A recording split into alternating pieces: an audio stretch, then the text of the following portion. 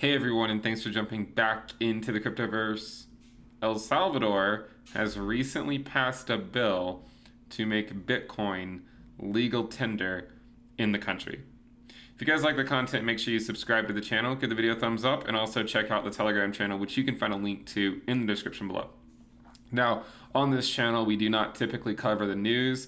I like to generally just stick to the charts, but a country officially passing a bill with a super majority to accept Bitcoin as legal tender in the country is fairly a big deal, to put it lightly.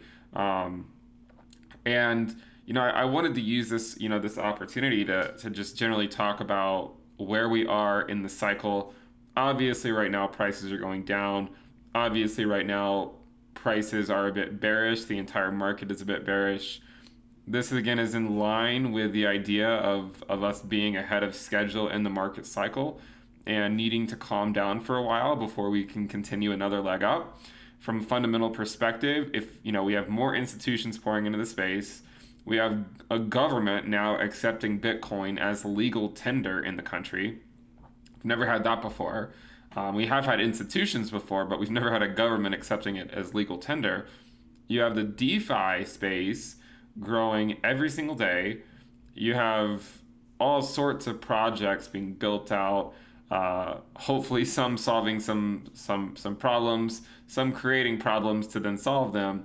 But you just have this whole space being built out, and in addition to that, we have fiat money being printed by governments all across the world. And you couple that with the data that I presented to you guys on the channel of the idea that we're going to have a lengthened cycle that will extend well beyond 2021. To me, it seems fairly obvious that while the market is bearish right now and it can remain bearish for a few more months, the idea that we're going to have to wait 4 more years to get a new all-time high, I do not think that is the case. I think we're in for some bearish times for a while, but we will ultimately pick back up and continue on later in the cycle higher, in my opinion, than where we left it at just shy of 65K a month or two ago.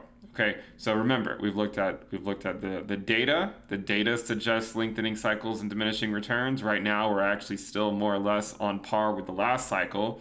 It's just that the way in which we got here was very different. So far we're still on pace with this cycle, but as we've showed before, that this is the only cycle that we've been able to keep pace with this far into the cycle. We know that the prior cycles we had no hope of really keeping pace with them this far into the cycle, even if at one point we were keeping pace with them.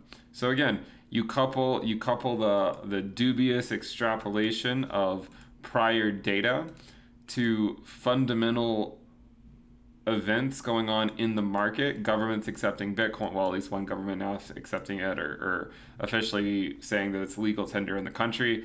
You have that. You have institutions pouring in. I mean, even Michael Saylor the other day was raising money so that MicroStrategy could buy Bitcoin.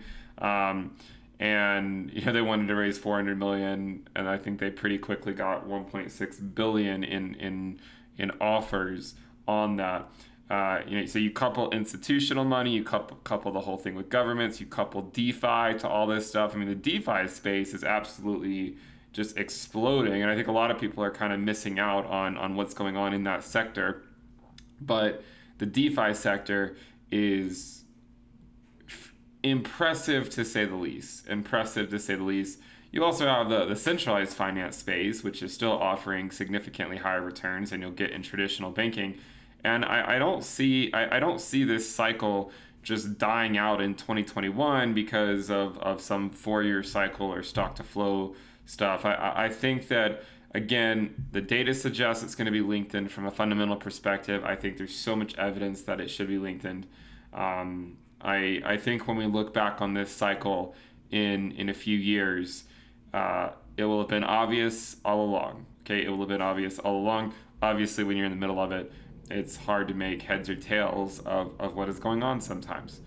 Anyways, as I've always said, I think that with Bitcoin, time has been on our side. It is on our side, and I think it will continue to be on our side. If you guys like the content, make sure you subscribe to the channel, give the video a thumbs up, and also check out the Telegram channel, which you can find a link to in the description below. Remember to check out the sale on the premium list. You can find a link to that in the description below as well. You can lock in the lower rate before the prices go up at the end of the week. Thank you guys for tuning in. Definitely subscribe, and I'll see you next time. Bye.